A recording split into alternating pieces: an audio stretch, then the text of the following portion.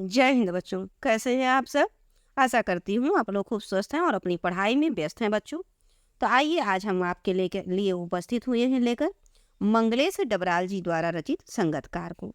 इस कविता के माध्यम से बच्चों हम आपको इस कविता में आपको व्याख्या करेंगे, बताएंगे कि एक संगीतकार के पीछे जो छोटे-छोटे संगीतकार होते हैं वो कितना महत्व रखते हैं।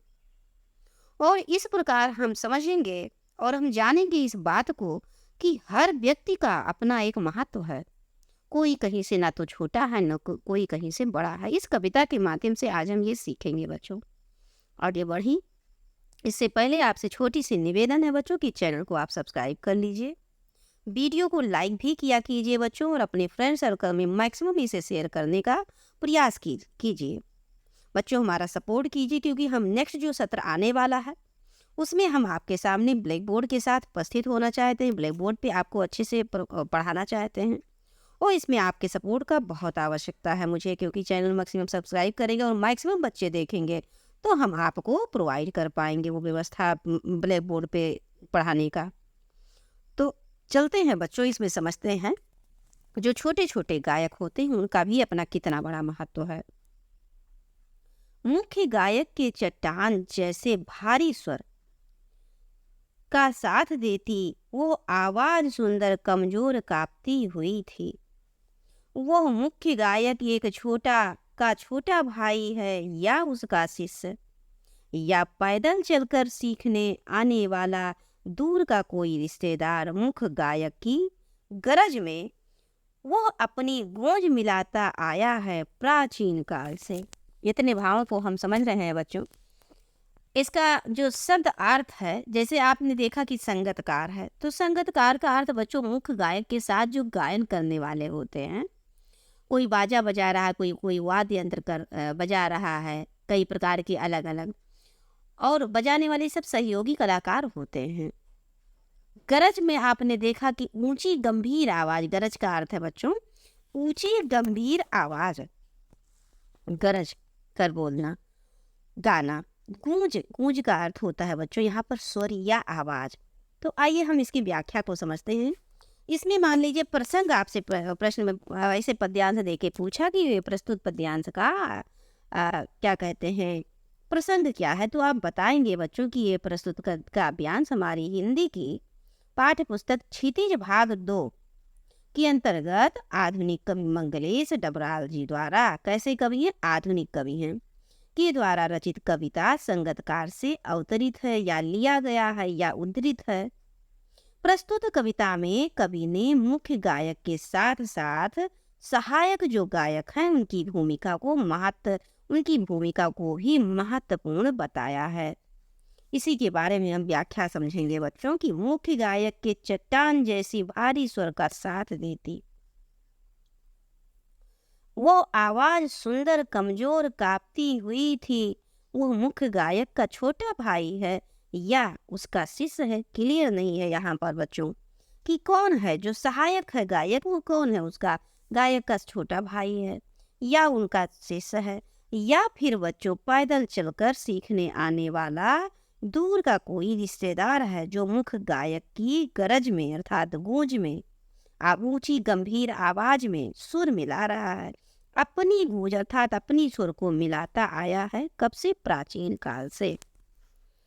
तो अब इसकी व्याख्या भावों को समझते हैं बच्चों। कवि का क्या कहने का आशय है कि जो मुख्य गायक के साथ गायन करने वाले संगतकार अर्थात सहायक गायक होते हैं उनके बारे में कह रहे हैं कि मुख्य गायक जब कोई गीत गाता है तो उसकी चट्टान जैसी कठोर और भारी आवाज का साथ देती हुई कमजोर कांपती हुई आवाज सहायक गायक की होती है। जो कमजोर जब गायक गाते हैं और खूब तेज गूंज में गाते हैं तो उनके बाद जो हल्की हल्की जो आवाज फिर आता है या कमजोर या कांपती हुई होती है, वो उनके साथ जो सहायता, उनके हेल्पर जो सिंगर होते हैं उनकी होती है। ऐसा लग रहा है लेखक कह रहे हैं कि मानो वो सहायक गायक उसका भाई हो। जिस प्रकार से छोटा भाई प्रत्येक काम में बड़े भाई का साथ देता रहता है, वैसे ही संगतकार भी एक शिष्य की तरह आज्ञाकारी लगता है, जैसे मानो शिष्य हो जो अपने गुरु का आज्ञाकारी है, अर्थात पीछे पीछे उनके बताए रास्तों पर चलना। जब कभी मुख्य गायक को सहायक गायक की आवश्यकता पड़ती है तो तब वो सहायक गायक अपना दायित्व पूरी निष्ठा से निभाता है, पूरी ईमानदारी से निभाता है। उसे देखकर ऐसा लगता है मानो वो मुख्य गायक की ऊंची आवाज पर या पुकार पर उसका साथ देने के लिए बहुत दूर से पैदल चलकर आया कोई उसका रिश्तेदार हो। वह पुराने समय से मुख्य गायक की ऊंची आवाज के साथ अपनी आवाज का सुर मिलाता रहा है, अर्थात प्राचीन काल से ये घटना चलती आ रही है। इसमें बच्चों भाव क्या है प्रस्तुत काव्यांश में कि सहायक गायक की मुख्य गायक के लिए महत्वशीलता का वर्णन किया गया है। मतलब जो मुख्य गायक है उसकी महानता तब है जब उसका सहायता करता है। कौन? सहायक गायक, हेल्पर सिंगर। यहाँ पर भाषा बच्चों सिंपल, स्पष्ट है, सरल है, भाव प्रवाहपूर्ण भाषा है। और कभी अनाम सहायक गायकों वाद्य यंत्रकारों को यश दिलाना चाहते हैं, अर्थात जिनके नाम नहीं जानते, जो हमारे सामने उपस्थित नहीं होते, जिनको हम नहीं देख पाते, जो वाद्य यंत्र बजाते हैं या सहायक गायक के साथ मतलब मुख्य गायक के साथ सहायता करते हैं, तो उनके भी महत्व को बताना चाहते हैं, उनको भी सामने उनका भी यश गान करना चाहते हैं, क्योंकि मुख्य गायक की प्रसिद्धि का कारण वही होते हैं बच्चों। अब आइए नेक्स्ट पंक्ति में हम लोग चलते हैं। गायक जब अंतरे की जटिल तानों के जंगल में खो चुका होता है या अपने ही सरगम को लांघ कर चला जाता है, भटकता हुआ एक अनहद में, तब संगतकार ही अस्थाई को संभाले रहता है, जैसे समेटता हो मुख्य गायक का पीछे छूटा हुआ कोई सामान, जैसे उसे याद दिलाता हो उसका बचपन जब वो नौसिखिया था। अब आइए बच्चों इसके अर्थ को हम लोग समझते हैं। जब वो नौसिखिया था, यहाँ तक समझते हैं।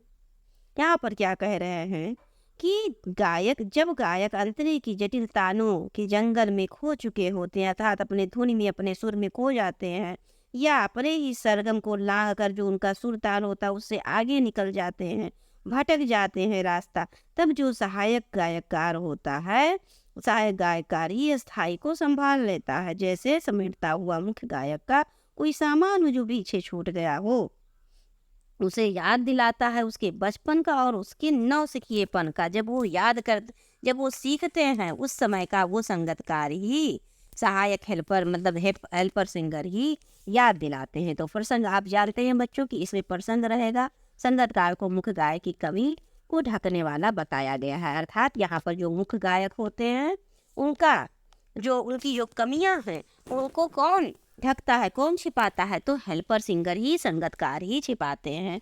अब इसके व्याख्या को हम लोग समझते हैं बच्चों। क्या कह रहे हैं कवि कहते हैं कि वो गायक जब अंतरे की जटिल तानों के जंगल में खो चुका होता है या अपने ही सरगम को लांघ कर चला जाता है भटकता हुआ एक अनहद में, तो अब इसके भाव को समझिए बच्चों। कवि कहते हैं कि जब मुख्य गायक टेक को छोड़कर, अर्थात जो मुख्य उनका सुरताल होता है उसको छोड़कर गीत के चरणों का गान करते हुए संगीत में स्वर का विस्तार करते हुए कठिन तान में खो जाते हैं या संगीत के साथ सुरों की सीमा लांघकर अनहद की खोज में भटक जाते हैं, भूल जाते हैं, ध्यान से उतर जाता है, उस समय संगतकार अर्थात सहायक गायक ही गीत का चरण संभाल लेते हैं।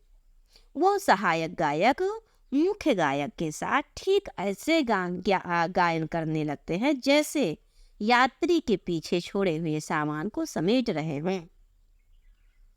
यहाँ सहायक गायक की भूमिका बच्चों ऐसी होती है मानो वो मुख्य गायक को उसके आरंभिक दिनों, शुरुआती दिनों जब वो सीखते हैं गायन करना, जब वो सीखते हैं उसकी याद दिला रहे हों, ऐसा महसूस होता है, ऐसा प्रतीत होता है। सहायक गायक की भूमिका मुख्य गायक से प्रमुख गायक की कमियों को ढकने की होती है, अर्थात जो प्रमुख गायक होते हैं उनका कार्य, उनकी त्रुटियों को सहायक गायक छिपा लेते हैं। तो यहाँ पर विशेष बातें क्या है बच्चों? कवि संगीत प्रेमी रूप सामने उभर आता है। यहाँ पर क्या है कि कवि क्या है, कैसा दिख रहे हैं, संगीत प्रेमी दिख रहे हैं। उनका रूप सामने इस कविता के माध्यम से उभरता है कि ये संगीत प्रेमी है। कौन? मंगलेश डबराल जी। यहाँ पर देखिए बच्चों, जैसे समेटता हो या जैसे याद दिलाता हो, इस पंक्ति में बच्चों जैसे लगा है ना, जिम जैसे, तो ये उपमा अलंकार का सुंदर प्रयोग है। जैसे लगा है तो भाषा यहाँ पर सरल है, प्रवाहपूर्ण है और मुख्य गायक की सफलता का कारण सहायक गायक को माना है यहाँ पर। अब आइए बच्चों आगे बढ़ते हैं, देखते हैं यहाँ तार सप्तक से। तार सप्तक में जब बैठने लगता है उसका गला, मुख्य गायक का, प्रेरणा साथ छोड़ती हुई उत्साह अस्त होता हुआ, आवाज से राख जैसा कुछ गिरता हुआ, तभी मुख्य गायक को ढाढ़स बंधाता कहीं से चला आता संगतकार का स्वर। कभी कभी वो यूं ही दे देता है उसका साथ, ये बताने के लिए कि वो अकेला नहीं है और यह कि फिर से गाया जा सकता है, फिर से गाया जा सकता है। बड़ा ही सुंदर ये कविता है बच्चों। आगे हम लोग फिर बढ़ते हैं, थोड़ा सा आगे, यहाँ तक, यहीं तक पहले समझ लेते हैं बच्चों, ये अकेला नहीं है, यहाँ तक समझ लेते हैं। तार सप्तक में जब बैठने लगता है, अर्थात जब वो तारों का सुर का तार, सातों सुरों का तार रहता है और उसमें जब बैठने लगता है उनका गला, किसका? मुख्य गायक का, तब प्रेरणा, और जब उनका प्रेरणा साथ छोड़ने लगती है, उत्साह उनका कम होने लगता है, अस्त होने लगता है, आवाज में राख जैसा कुछ गिरने लगता है, तभी मुख्य गायक को ढांढस बंधा देते हैं। कौन? Helper singer. और कहीं से चले आते हैं कैसे संगतकार का स्वर, कभी कभी वो यूं ही दे देता है उनका साथ, ये बताने के लिए कि वो अकेला नहीं। अब आइए बच्चों इसके भाव को हम लोग समझते हैं। यहाँ लेखक क्या कहना चाहते हैं कि तार सप्तक में गान करते समय जब मुख्य गायक का गला बैठने लगता है, जब उसकी प्रेरणा उसका साथ छोड़ने लगती है, गाने का उत्साह थकावट के कारण धीरे धीरे समाप्त होने लगता है, आवाज का जो स्वर है मंद पड़ने लगता है। यहाँ पर देखा नहीं आपने कि आवाज से राख जैसा कुछ गिरता, अर्थात मंद होने लगता है आवाज, तभी मुख्य गायक को सहायक गायक का स्वर सुनाई देता है, जो मुख्य गायक के स्वर को संभाल लेता है और उसे ढांढस बताता हुआ प्रतीत होता है कि कभी कभी अचानक ही वो मुख्य गायक का साथ देता है, ताकि उसे अकेलापन महसूस ना हो। उसे ये जताता है कि तुम अकेले नहीं हो, मैं तुम्हारे साथ पीछे हूँ।